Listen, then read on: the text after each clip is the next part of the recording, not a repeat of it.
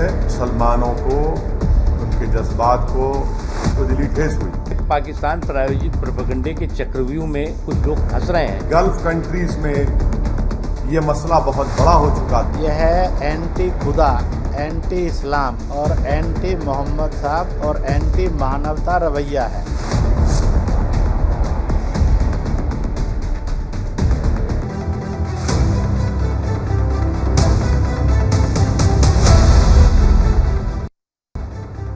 नूपुर शर्मा के पैगंबर मोहम्मद पर दिए गए विवादित बयान से पूरी दुनिया में बवाल मचा हुआ है। बीजेपी की पूर्व प्रवक्ता नूपुर शर्मा के विवादित बयान से देश में लगी आग की आंच विदेशों तक पहुंच चुकी है।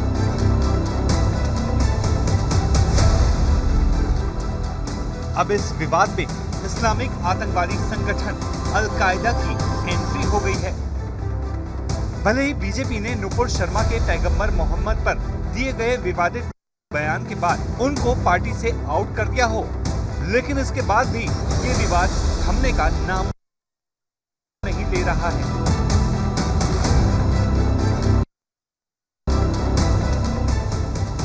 खाड़ी देशों की आपत्ति के बाद अब इस विवाद में इस्लामिक आतंकवादी संगठन अल-कायदा की एंट्री हो गई है। अल-कायदा ने एक लेटर जारी कर भारत में आत्मघाती हमले करने की धमकी दी है। इस लेटर में भारत के कई राज्यों में आतंकवादी हमले की चेतावनी दी गई है।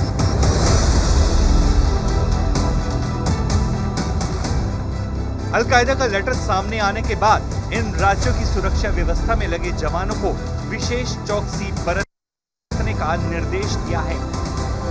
अल-कायदा ने गुजरात, उत्तर प्रदेश, मुंबई और दिल्ली में आत्मघाती हमले करने की बात कही है।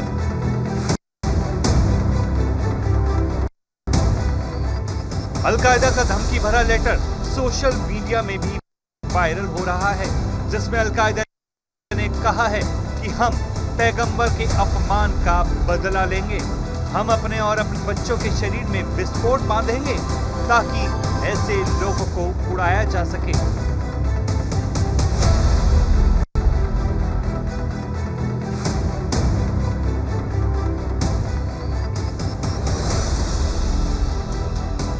अल-कायदा के लेटर में यह भी कहा गया है कि इन जगहों पर जो भगवादारी रहते हैं, हम उनका भी अंत करेंगे। वे ना तो अपने घर में छुप पाएंगे और ना ही उन्हें सेना बचा पाएगी।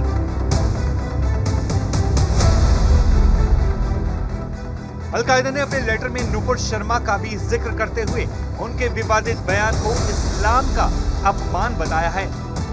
अल-कायदा का मानना है कि उनके इस बयान से दुनिया भर के मुसलमानों की भावनाओं को ठेस पहुंची है, जिसका हम बदला लेंगे।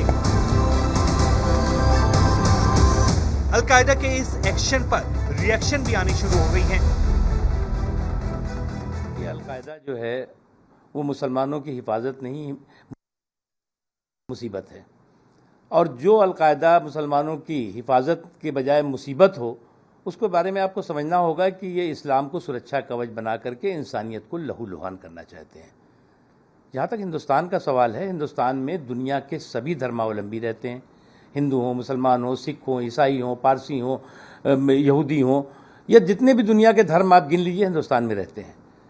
और उनकी सामाजिक, आर्थिक, शैक्षणिक, संवैधानिक और धार्मिक स्वतंत्रता और सुरक्षा यहाँ महफूज भी है और मजबूत भी है। अल-कायदा जो कुछ कर रही है वह एक किस्म से ईश्वर विरोधी है, मानवता विरोधी है, इस्लाम और नबी पैगंबर विरोधी है।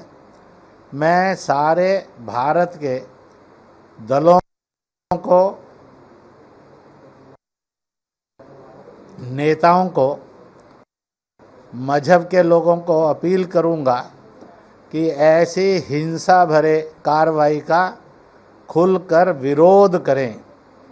जो विरोध करेगा वह खुदा के रास्ते का होगा। अल-कायदा का यहाँ पे सरगना बनना भारत का रूलर नहीं है वो।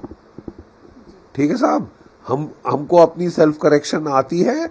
इसके बीच में अल-कायदा जैसा कोई टेररिस्ट संगठन अगर कूदेगा उसके खिलाफ एक्शन लिया जाएगा। अलकायदा के इस धमकी भरे लेटर के बाद भारत सरकार भी एक्टिव मोड में दिखाई दे रही है। लेटर में जिन शहरों का जिक्र किया गया है वहां अलर्ट जारी कर दिया गया है। Bureau report, news India.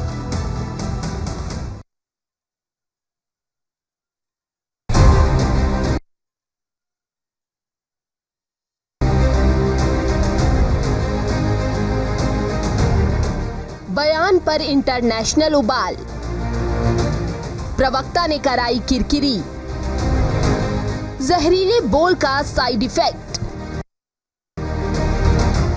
देश में नेताओं और प्रवक्ताओं के बयान बहादुर बनने का नतीजा देश और देश की आवाम कैसे भुगतती है, इसका नजारा इन दिनों अरब देशों में दिख रहा है, जहां बीजेपी प्रवक्ता नुपुर शर्मा के बयान के बाद इंटरनेशनल उबाल आ गया है।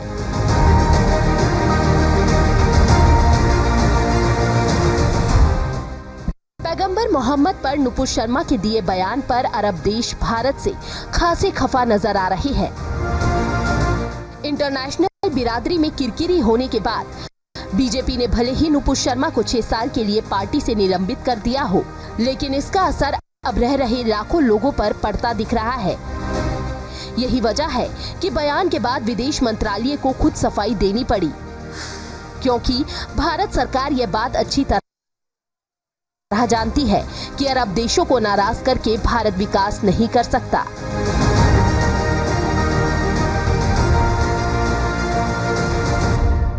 अरब देशों की नाराजगी पर भारत सरकार को लगातार सफाई देनी पड़ रही है। इससे पहले भी ऐसे 2 मामलों में सफाई दी जा चुकी है। साल 2015 की अगर बात करें तो तेजस्वी सूर्या ने अपने ट्विटर हैंडल से सऊदी अरब की महिलाओं को लेकर के एक ट्वीट किया था, जिसके बाद से इस ट्वीट की चौतरफा निंदा हुई थी, जिसके बाद से तेजस्वी सूर्या ने अपने ट्विटर हैंडल से इस ट्वीट को डिलीट कर दिया था और माफ़ी मांगी थी। वहीं साल 2020 की बात करें तो कोरोना काल के दौरान मरकज़ पर आरोप लगा कि कोरोना इनके वजह से फैला है, जिसके तरफ से चौतरफा निंदा की जा रही थी। मरकज़ के आयोजन पर भी सवाल खड़े किए जा रहे थे, लेकिन वैश्विक पटल पर जब खाड़ी के देशों ने इस आयोजन को लेकर के ऐतराज जताया और सवाल खड़े किए कि आखिर मरकज़ को कोरोना के साथ क्यों जोड़ करके देखा जा रहा है, उसके तुरंत बाद प्रधानमंत्री नरेंद्र मोदी ने अपने तरफ से एक बयान जारी किया और प्रधानमंत्री नरेंद्र मोदी ने कहा, कोरोना जाति, धर्म, नियम, प्रांत और भाषाओं के आधार पर नहीं होता है। यह एक बीमारी है और ये किसी को भी हो सकती है। तकरीबन 90 लाख से ज्यादा भारतीय गल्फ देशों में रहते हैं। भारत से बड़ी संख्या में नौकरी की तलाश में लोग गल्फ देशों की ओर जाते हैं। इसका अंदाजा इस बात से लगाया जा सकता है, इनमें से सबसे ज्यादा 35 लाख लोग यूएई और 30 लाख लोग सऊदी अरब में रहते हैं। वहीं कुवैत में 10 लाख, ओमान में 7 लाख 8 हजार, कतर में 7 लाख 4 हजार, बहरीन में 3 लाख 2 हजार, जॉर्डन में 2 लाख 1 हजार, इराक में 1 लाख 8 हजार और लेबनान में 90 हजार भारतीय रहते हैं। कतर, यूएई और सऊदी अरब में कई बड़े रिटेल स्टोर और रेस्टोरेंट भी भारतीय लोगों के हैं। ऐसे में नुपुर शर्मा के बयान के बाद कतर और यूएई के सोशल मीडिया पर बॉयकॉट इंडिया ट्रेंड करने लगा था।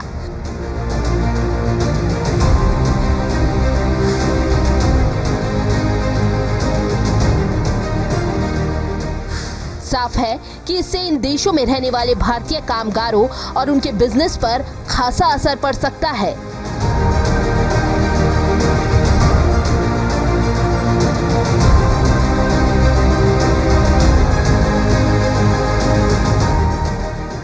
नुपुर शर्मा के बयान के बाद गल्फ देशों के बयान पर भारत के तुरंत एक्टिव होने की एक वजह विदेशी पैसा भी है।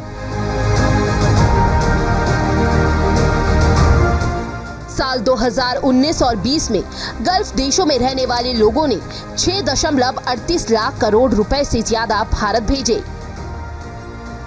इनमें से 53% पैसा सिर्फ 5 गल्फ देशों यूएई, सऊदी अरब, कतर, कुवैत, ओमान से भारत आया।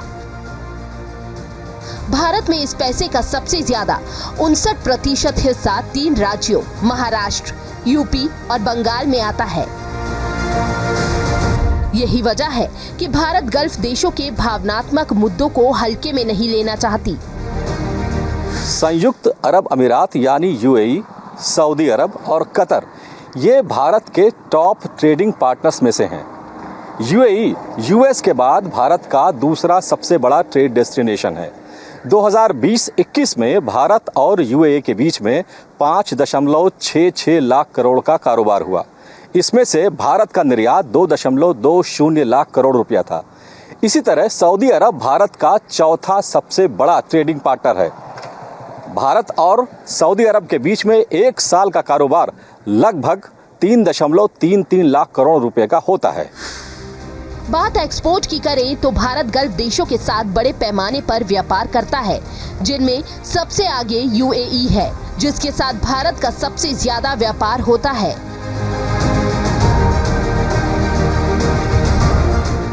अगर टॉप 5 गल्फ देशों की बात करें तो भारत यूएई को 2.24 लाख करोड़ रुपए, सऊदी अरब को 48,000 करोड़, ओमान को 17,000 करोड़, इराक को 14,000 करोड़ और कुवैत को 10,000 करोड़ का सामान एक्सपोर्ट करता है। आजादी के बाद ही भारत और सऊदी अरब के बीच राजनयिक संबंध स्थापित हो गए थे। जियोपॉलिटिकल और व्यापार के अलावा कल्चरल वजहों से भी भारत के साथ गल्फ देशों के रिश्ते काफी मजबूत है। इसकी एक खास वजह यह है कि सऊदी में ही इस्लाम धर्म के संस्थापक पैगंबर मोहम्मद का जन्म हुआ था। मक्का मदीना पूरी दुनिया के मुसलमानों के लिए बहुत बड़ा पवित्र तीर्थ स्थल है। इंडोनेशिया और पाकिस्तान के बाद दुनिया के तीसरे सबसे ज्यादा मुस्लिम आबादी वाले देश भारत से हर साल लाखों लोग इस पवित्र धर्म स्थल पर जाते हैं।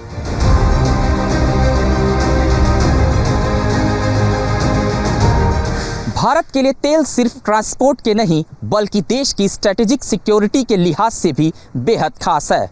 भारत गल्फ देशों के इमोशनल मुद्दों को लेकर बेहद संवेदनशील है। यही वजह है कि नुपुर शर्मा के बयान पर ना तो सरकार कोई बात करना चाहती है और ना ही बीजेपी इस मुद्दे को हवा दे रही है।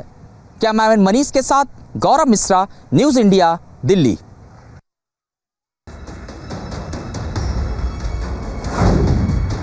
नूपुर, नफरत और नसीहत। बयान पर इतना बवाल क्यों? क्या नूपुर है बहाना, सरकार है निशाना?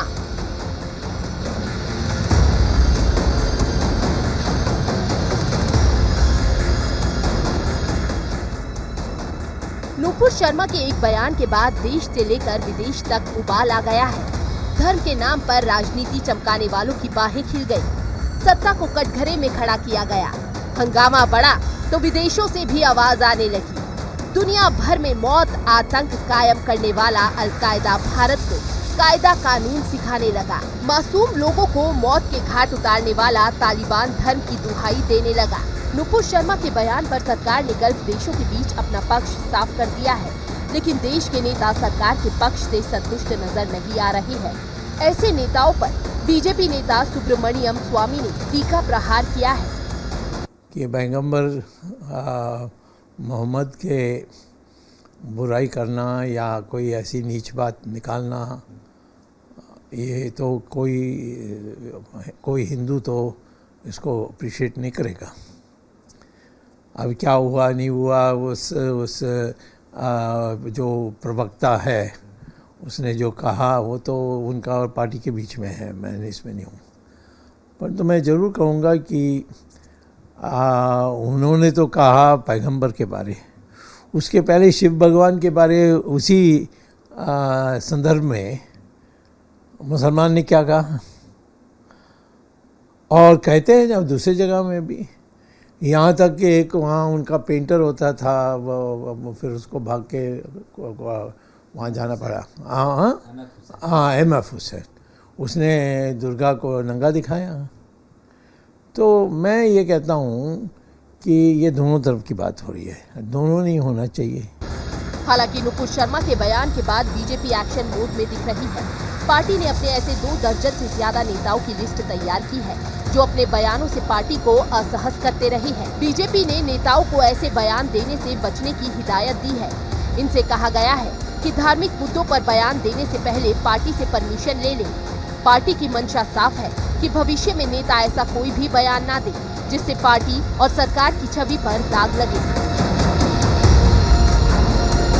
बीजेपी अपनी ही पार्टी के कई नेताओं के ऐसे बयानों पर और कई बार बैकफुट पर आ चुकी है।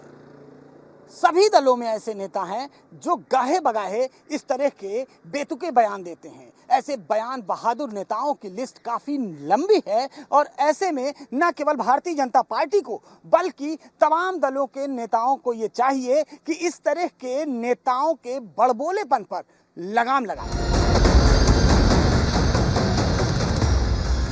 नुपुर शर्मा के बयान पर जितना हंगामा हो रहा है उससे पहले इस तरह के बयान, पोस्टर और पेंटिंग बनाने वालों के खिलाफ हंगामा नहीं हुआ। इस मामले में इस्लामिक सहयोग संगठन ने जिस तरह भारत को कटघरे में खड़ा किया वो वाकई हैरान करने वाला है। पैगंबर मोहम्मद साहब पर विवादित टिप्पणी के बाद अरब देशों में बॉयकॉट इंडिया सोशल मीडिया पर ट्रेंड कर रहा है। इस बीच कुवैत के कुछ सुपर स्टोर्स ने भारत में बने सामानों की बिक्री रोक दी है। कुवैत सरकार ने कहा है कि भारत में सत्ता में मौजूद पार्टी के नेताओं ने मुस्लिमों की भावनाओं को आहत किया है, इसके लिए माफी मांगनी चाहिए। वहीं यूएई, जॉर्डन और इंडोनेशिया ने भी नुपुर शर्मा और नवीन कुमार के बयानों पर आपत्ति जताई है। हालांकि अब भारत भी इस मुद्दे पर सख्त नजर आ रहा है। नुपुर शर्मा के बयान के मामले में भारत सरकार के बैकफुट पर जाने की एक बड़ी वजह तेल को माना जा रहा है।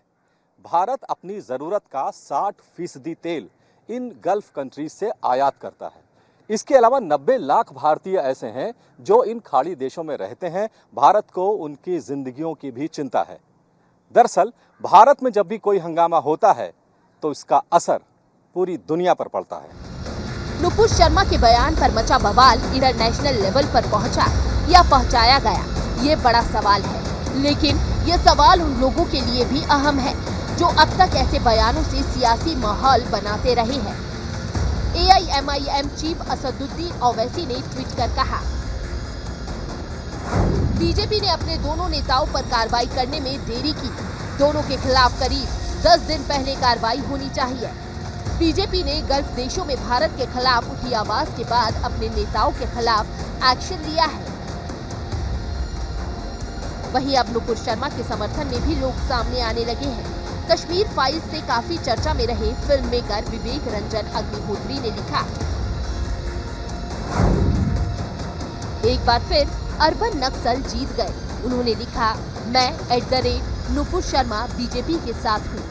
आपके लिए यह समय अपना हैंडल बदलकर नुपुर शर्मा दुर्गा करने का है। जाहिर है नुपुर शर्मा के बयान पर देश 2 हिस्सों में बटा दिख रहा है, कुछ साथ हैं तो कुछ खिलाफ। नुपुर शर्मा के बयान के बाद भारतीय जनता पार्टी और भारत सरकार भले ही बैकफुट पर हो, लेकिन ऐसे नेताओं का क्या जो गाहे बगाहे इस तरह के बयान देते रहते हैं? क्या आने वाले वक्त में ऐसे नेताओं की जुबान पर लगाम लग पाएगी या फिर इस तरह के बयान आने वाले वक्त में बड़बोले नेता देते रहेंगे? कहीं नुपुर शर्मा के सहारे देश की छवि खराब करने की कोशिश तो नहीं की जा रही है? Bureau report, news India. Prophet Muhammad सल्लल्लाहु अलैहि वसल्लम की शान में बकवास बकी है। मुसलमानों को, उनके जज्बात को दिली ठेस हुई। पाकिस्तान प्रायोजित प्रोपेगेंडे के चक्रव्यूह में कुछ लोग फंस रहे हैं। गल्फ कंट्रीज में ये मसला बहुत बड़ा हो चुका था। यह है एंटी खुदा, एंटी इस्लाम और एंटी मोहम्मद साहब और एंटी मानवता रवैया है।